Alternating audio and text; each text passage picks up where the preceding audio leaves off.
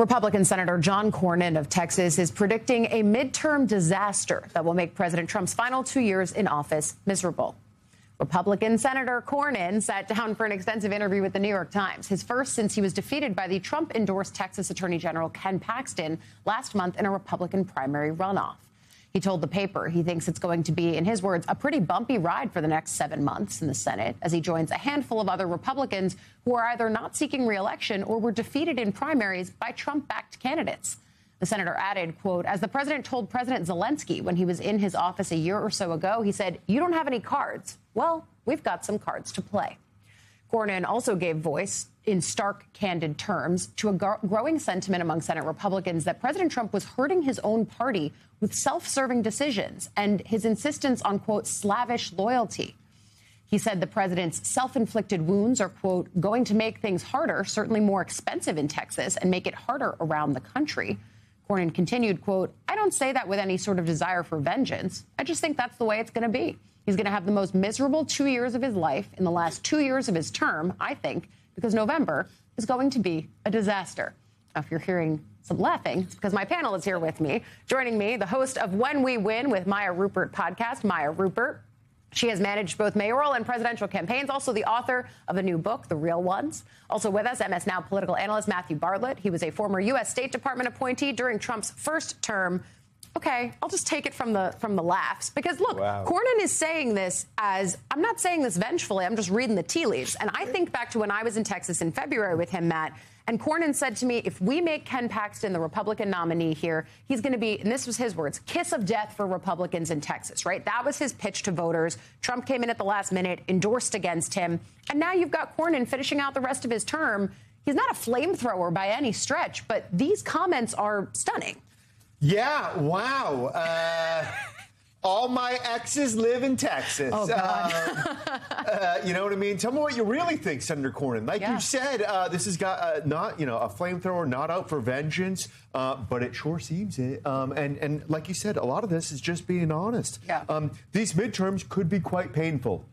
Maybe not in Texas. We will see. Control of the House, control of the Senate. But the next 2 years, sometimes Donald Trump can be his own worst enemy. And whether he's shoving nonsense towards Capitol Hill or when Democrats are in power, he thought he was going to get along better with Chuck and Nancy in the first term than he was with Paul Ryan and Mitch McConnell. Boy, was he wrong. So, expect a bumpy ride on the horizon. And it seems as if Senator Cornyn's going to go out in a Texas blaze of glory there. Yeah, it does seem that way, right? And I will say I asked Cornyn what he makes of the people who say that he's part of this, YOLO caucus. You only live once, and maybe they're going to start bucking the president. And he told me that those people should get a life. He was joking, of course. At least I think he was. He was laughing. But at the same time, for Democrats, is there an opening here for these Republicans to be able to join with them on some specific issues? Because I do not get the sense that the YOLO caucus is truly just going to be doing whatever Democrats want. That's not the point. These are disagreements with Trump on various issues. Right. But what is the opening for Democrats? I think the opening for Democrats is exactly what he's predicting. There are a lot of races right now. I think about, Kentucky, Charles Booker, versus Andy Barr in Kentucky, an open seat for McConnell's seat. And Trump intervened there. He got in to clear the field for Andy Barr.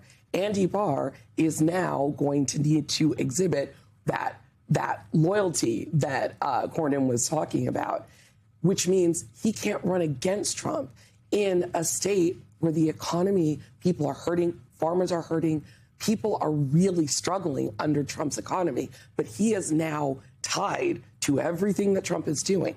And there are other states like that, right? Yeah. Trump has injected himself into these midterms in a way that makes it so that there are a lot of candidates who are now going to have to run on the Trump economy, the Trump war, the Trump grocery prices, the Trump gas prices.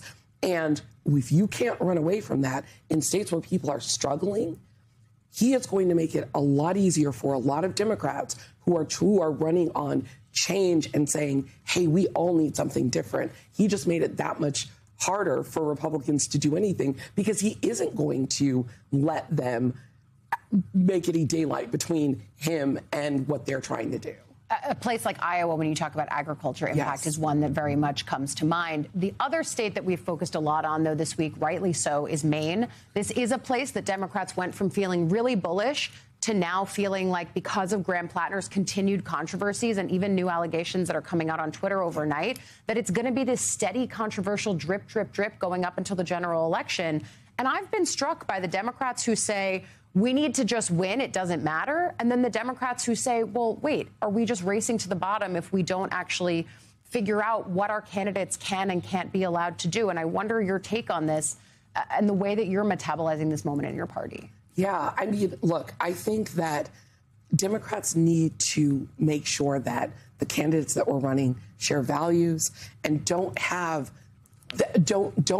these things that are going to make people have to hold their nose and vote. We are not in a position where we should have to do that. We have a huge bench of people, and we should be running candidates that people can feel proud of voting. What I will say is that the Graham Plattner situation has been challenging in part because I'm not sort of immune to this argument that if we require candidates to have pristine backgrounds, that we won't necessarily get real people who resonate with real voters.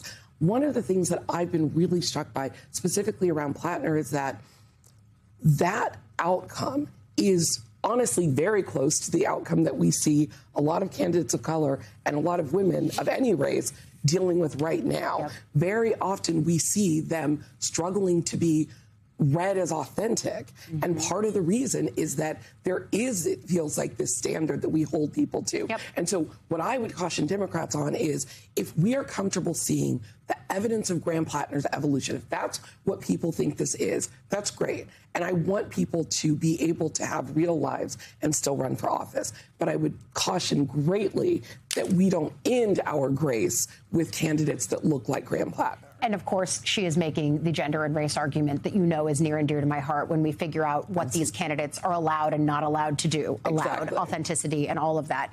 That's great, is something that you said there. Is it great? Like, politically speaking, this feels like it went from a race that had a ton of momentum for Democrats to now the question becomes, is Susan Collins' resilience with voters going to continue in November? Yeah, listen, I mean, we've seen many people struggle with different candidates.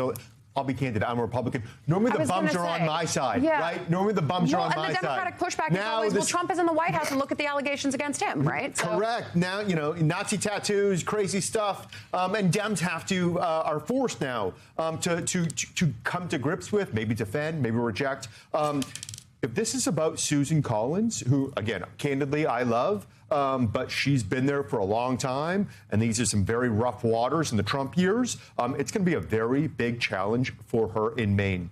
If this is about Graham Plattner and the women and the tattoos and his campaign being a weekly apology tour, it's going to be very difficult for him to win. I think the truth is, we don't know yet. Yeah. Like you said, what are gas prices in November?